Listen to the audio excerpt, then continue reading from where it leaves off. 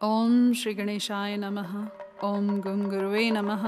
ओम नमः शिवाय। शिवजी सदा सहाय। विद्येश्वर संहिता अध्याय 16। पृथ्वी आदि से निर्मित देव प्रतिमाओं के पूजन की विधि, उनके लिए नैवेद्य का विचार, पूजन के विभिन्न उपचारों का फल, विशेष मास, वार, तिथि एवं नक्षत्रों के योग में पूजन का विशेष फल तथा लिंग के वैज्ञानिक स्वरूप का विवेचन। ऋषियों ने कहा, साधु शिरोमणि, अब आप पार्थिव प्रतिमा की पूजा का विधान बताइए, जिससे समस्त अभीष्ट वस्तुओं की प्राप्ति होती है। सूत जी बोले, मैं ऋषियों, तुम लोगों ने बहुत उत्तम बात पूछी है। पार्थिव प्रतिमा का पूजन सदा संपूर्ण मनोरथों को देने वाला है तथा दुख का तत्काल निवारण करने वाला है। मैं उसका वर्णन करता हूँ, तुम लोग उसको ध्यान देकर सुनना। पृथ्वी आदि की बनी हुई देव प्रतिमाओं की पूजा इस भूतल पर अभीष्टदायक मानी गई है। निश्चय ही उसमें पुरुषों का और स्त्रियों का भी अधिकार है। नदी, पोखरे अथवा कुएं में प्रवेश करके पानी के भीतर से मिट्टी ले आएं, फिर गंध चूर्ण के द्वारा उसका संशोधन करें और शुद्ध मंडप में रख कर उसे महीन पीसें और सानें। इसके बाद हाथ से प्रतिमा बनाएं और दूध से उसका सुंदर संस्कार करें। उस प्रतिमा में अंग प्रत्यंग अच्छी तरह प्रकट हुए हों तथा वह सब प्रकार से अस्त्र शस्त्रों से संपन्न बनाई गई हो। तदंतर उसे पद्मासन पर स्थापित करके आदर पूर्वक उसका पूजन करें। गणेश, सूर्य, विष्णु, दुर्गा और शिव की प्रतिमा का, शिव का एवं शिवलिंग का द्विज को सदा पूजन करना चाहिए। षोडशोपचार यानी पूजन जनित फल की सिद्धि के लिए 16 उपचारों द्वारा पूजन करना चाहिए। पुष्प से प्रोक्षण और मंत्र पाठ पूर्वक अभिषेक करें। अग्नि के चावल से नैवेद्य तैयार करें। सारा नैवेद्य एक कुड़व होना चाहिए, यानी पाव भर। घर में पार्थिव पूजन के लिए एक कुड़व और बाहर किसी मनुष्य द्वारा स्थापित शिवलिंग के पूजन के लिए एक प्रस्थ यानी सेर भर नैवेद्य तैयार करना आवश्यक है, ऐसा जानना चाहिए। देवताओं द्वारा स्थापित शिवलिंग के लिए 3 सेर नैवेद्य अर्पित करना उचित है और स्वयं प्रकट हुए स्वयंभू लिंग के लिए 5 सेर। ऐसा करने पर पूर्ण फल की प्राप्ति समझनी चाहिए। इस प्रकार सहस्र बार पूजा करने से द्विज सत्यलोक को प्राप्त कर लेता है। 12 अंगुल चौड़ा, इससे दूना और 1 अंगुल अधिक अर्थात 25 अंगुल लंबा तथा 15 अंगुल चौड़ा जो लोहे या लकड़ी का बना हुआ पात्र होता है, उसे विद्वान पुरुष शिव कहते हैं। उसका 8वां भाग प्रस्थ कहलाता है, जो 4 कुड़व के बराबर माना गया है।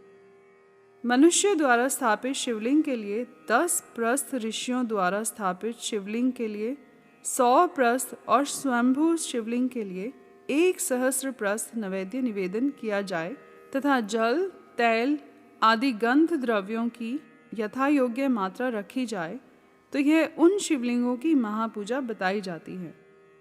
देवता का अभिषेक करने से आत्मशुद्धि होती है, गंध से पुण्य की प्राप्ति होती है, नैवेद्य लगाने से आयु बढ़ती है और तृप्ति होती है, धूप निवेदन करने से धन की प्राप्ति होती है, दीप दिखाने से ज्ञान का उदय होता है और तांबुल समर्पण करने से भोग की उपलब्धि होती है।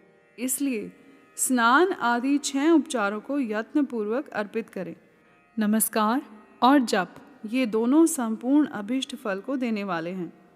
इसलिए भोग और मोक्ष की इच्छा रखने वाले लोगों को पूजा के अंत में सदा ही जप और नमस्कार करने चाहिए। मनुष्य को चाहिए कि वह सदा पहले मन से पूजा करके फिर उन उपचारों से करे। देवताओं की पूजा से उन देवताओं के लोगों की प्राप्ति होती है तथा उनके अवान्तर लोक में भी यथेष्ट भोग की वस्तुएं उपलब्ध होती हैं। अब मैं देव पूजा से प्राप्त होने वाले विशेष फलों का वर्णन करता हूँ। द्विजो, तुम लोग श्रद्धा पूर्वक सुनो। विघ्नराज गणेश जी की पूजा से भूलोक में उत्तम अभीष्ट वस्तु की प्राप्ति होती है। शुक्रवार को, श्रावण और भाद्रपद मासों के शुक्ल पक्ष की चतुर्थी को और पौष मास में सतभिषा नक्षत्र के आने पर विधि पूर्वक गणेश जी की पूजा करनी चाहिए। 100 या सहस्र दिनों में 100 या सहस्र बार पूजा करें। देवता और अग्नि में श्रद्धा रखते हुए किया जाने वाला उनका नित्य पूजन मनुष्यों को पुत्र एवं अभीष्ट वस्तु प्रदान करता है।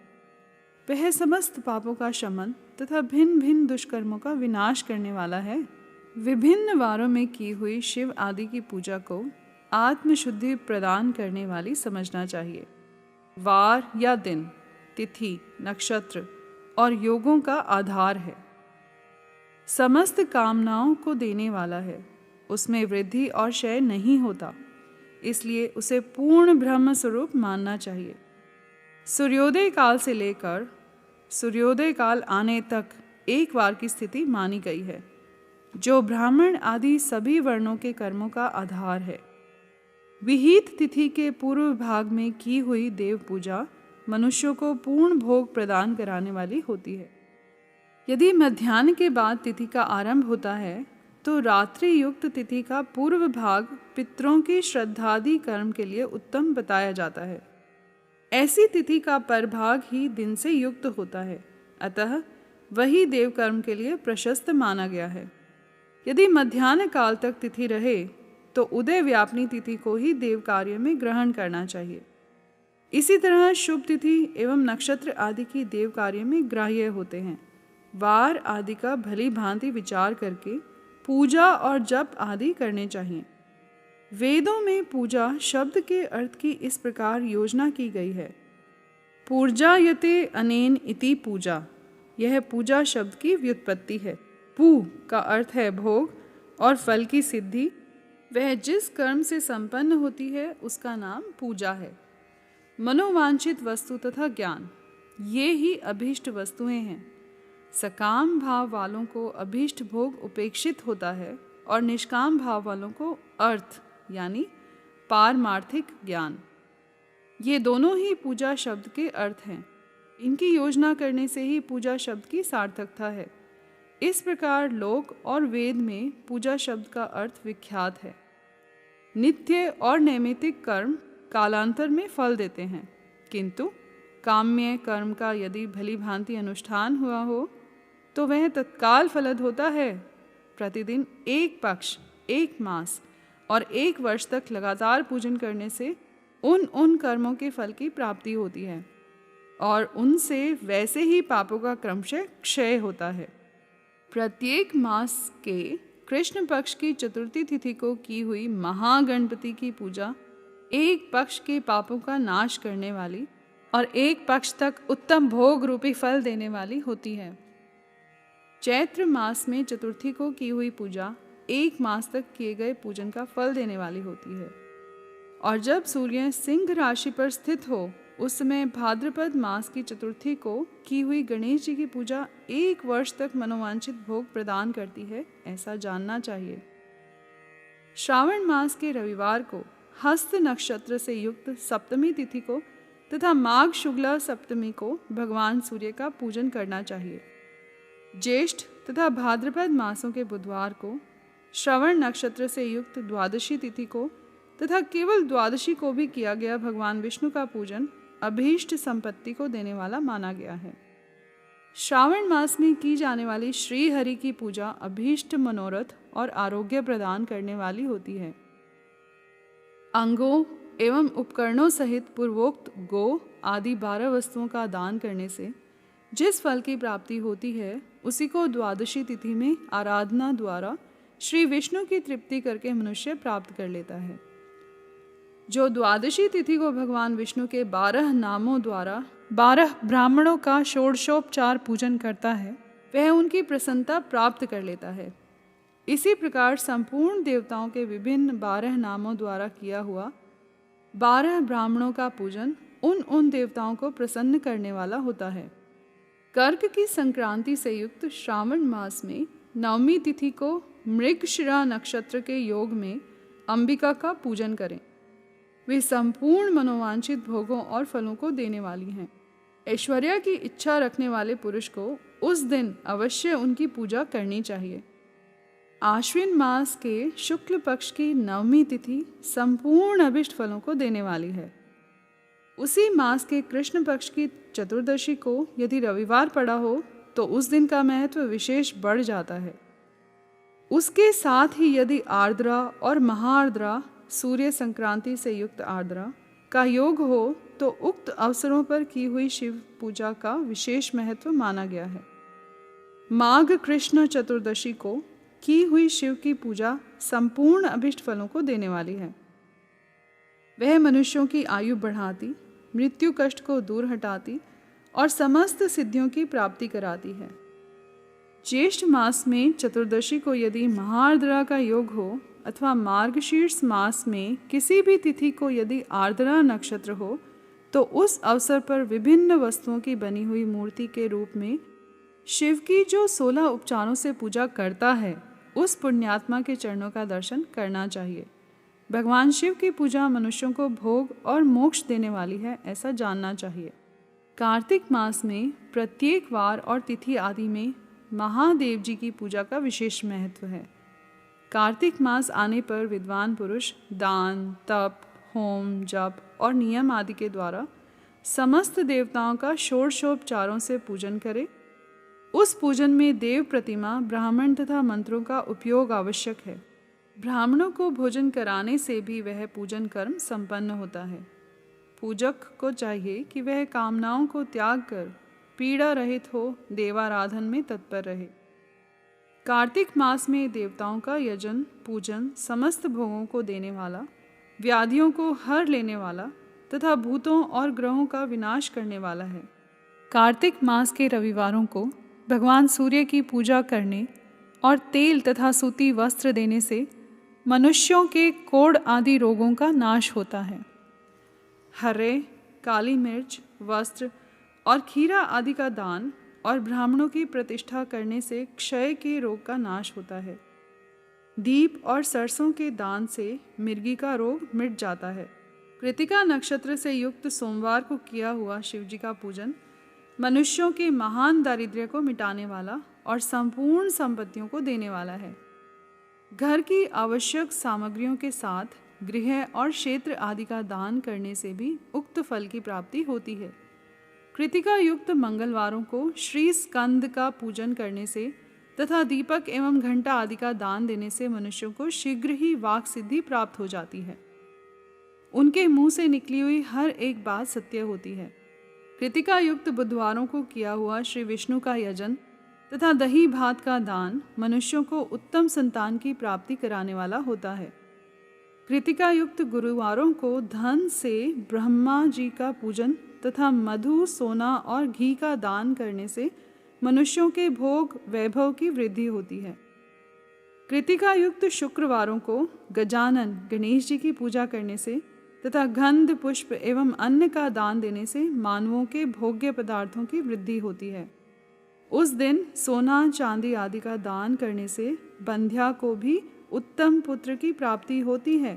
कृतिका युक्त शनिवारों को दिक्पालों की वंदना, दिग्गजों, नागों और सेतुपालों का पूजन, त्रिनेत्रधारी रुद्र, पापहारी विष्णु तथा ज्ञानदाता ब्रह्मा का आराधन और धन्वंतरी एवं दोनों अश्विनी कुमारों का पूजन करने से रोग, दुमृत्यु एवं अकाल मृत्यु का निवारण होता है तथा तात्कालिक व्याधियों की शांति हो जाती है।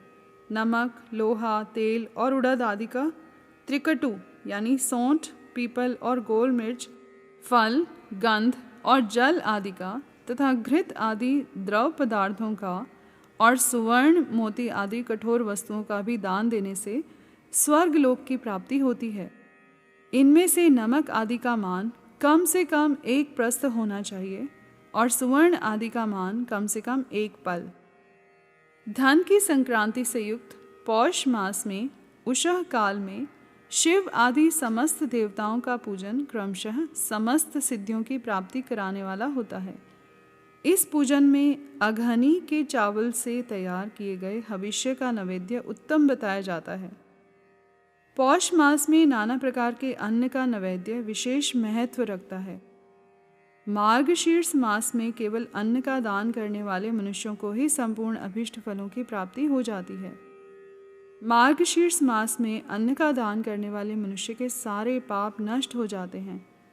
वह अभीष्ट सिद्धि, आरोग्य, धर्म, वेद का सम्यक ज्ञान, उत्तम अनुष्ठान का फल, इहलोक और परलोक में महान भोग, अंत में सनातन योग यानी मोक्ष तथा वेदांत ज्ञान की सिद्धि प्राप्त कर लेता है। जो भोग की इच्छा रखने वाला है वह मनुष्य मार्गशीर्ष मास आने पर कम से कम 3 दिन भी उषः काल में अवश्य देवताओं का पूजन करे और पौष मास को पूजन से खाली न जाने दे।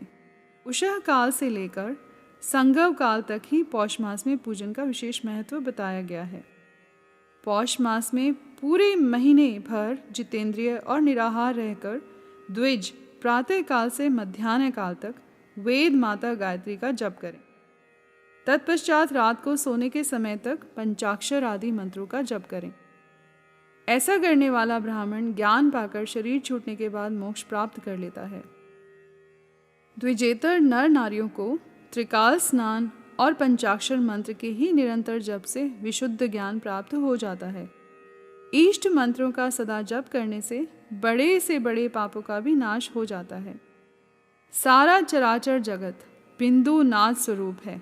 बिंदु शक्ति है और नाद शिव। इस तरह यह जगत शिव शक्ति स्वरूप ही है।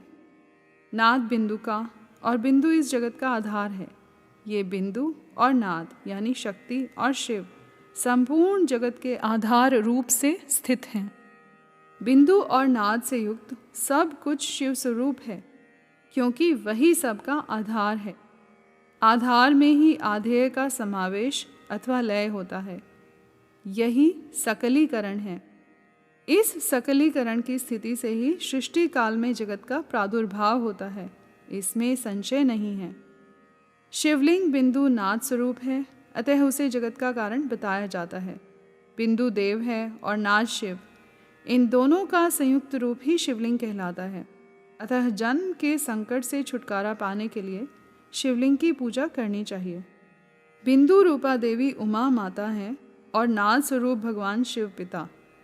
इन माता पिता के पूजित होने से परमानंद की ही प्राप्ति होती है। अतः परमानंद का लाभ लेने के लिए शिवलिंग का विशेष रूप से पूजन करें। देवी उमा जगत की माता है और भगवान शिव जगत के पिता। जो इनकी सेवा करता है उस पुत्र पर इन दोनों माता पिता की कृपा नित्य अधिकाधिक बढ़ती रहती है। वे पूजक पर कृपा करके उसे अपना आंतरिक ऐश्वर्य प्रदान करते हैं। अतः मुनीश्वरों, आंतरिक आनंद की प्राप्ति के लिए शिवलिंग को माता पिता का स्वरूप मानकर उसकी पूजा करनी चाहिए। भर्ग यानी शिव पुरुष रूप हैं और भर्गा यानी शिवा अथवा शक्ति प्रकृति कहलाती हैं। अव्यक्त आंतरिक अधिष्ठान रूप गर्भ को पुरुष कहते हैं और सुव्यक्त आंतरिक अधिष्ठान भूत गर्भ को प्रकृति। पुरुष आदि गर्भ है, वह प्रकृति रूप गर्भ से युक्त होने के कारण गर्भवान है, क्योंकि वही प्रकृति का जनक है। प्रकृति में जो पुरुष का संयोग होता है, यही पुरुष से उसका प्रथम जन्म कहलाता है। अव्यक्त प्रकृति से महतत्व आदि के क्रम से जो जगत का व्यक्त होना है, यही उस प्रकृति का द्वितीय जन्म कहलाता है। जीव पुरुष से ही बारंबार जन्म और मृत्यु को प्राप्त होता है। माया द्वारा अन्य रूप से प्रकट किया जाना ही उसका जन्म कहलाता है। जीव का शरीर जन्म काल से ही जीर्ण यानी 6 भाव विकारों से युक्त होने लगता है, इसीलिए उसे जीव संज्ञा दी गई है। जो जन्म लेता और विविध पाशों द्वारा तनाव में पड़ता है, उसका नाम जीव है। जन्म और बंधन जीव शब्द का अर्थ ही है। अतः जन्म मृत्यु रूपी बंधन की निवृत्ति के लिए जन्म के अधिष्ठानभूत मातृ पितृ स्वरूप शिवलिंग की पूजा करनी चाहिए। गाय का दूध, गाय का दही और गाय का घी, इन तीनों को पूजन के लिए शहद और शक्कर के साथ पृथक पृथक भी रखें और इन सबको मिलाकर सम्मिलित रूप से पंचामृत भी तैयार कर लें। इनके द्वारा शिवलिंग का अभिषेक एवं स्नान कराएं। फिर गाय के दूध और अन्न के मेल से नैवेद्य तैयार करके प्रणव मंत्र से उच्चारण पूर्वक उसे भगवान शिव को अर्पित करें। संपूर्ण प्रणव को ध्वनि लिंग कहते हैं। स्वयंभू लिंग नाद स्वरूप होने के कारण नाद लिंग कहा गया है। यंत्र या अर्धा बिंदु स्वरूप होने के कारण बिंदु लिंग के रूप में विख्यात है। उसमें अचल रूप से प्रतिष्ठित जो शिवलिंग है वह मकार स्वरूप है, इसलिए मकार लिंग कहलाता है। सवारी निकालने आदि के लिए जो जड़लिंग होता है वह उकार स्वरूप होने से उकार लिंग कहा गया है। तथा पूजा की दीक्षा देने वाले जो गुरु या आचार्य हैं उनका विग्रह आकार का प्रतीक होने से आकार लिंग माना गया है। इस प्रकार अकार, उकार, मकार, बिंदु, नाद और ध्वनि के रूप में लिंग के 6 भेद हैं। इन 6 लिंगों की नित्य पूजा करने से साधक जीवन मुक्त हो जाता है, इसमें संशय नहीं है। और यहाँ पर हमारा अध्याय 16 समाप्त हुआ। कर्पूर गौरम करुणावतारम संसार सारम भुजगेंद्रहारम सदा वसंतम हृदयारविंदे भवम भवानी सहितम नमामि।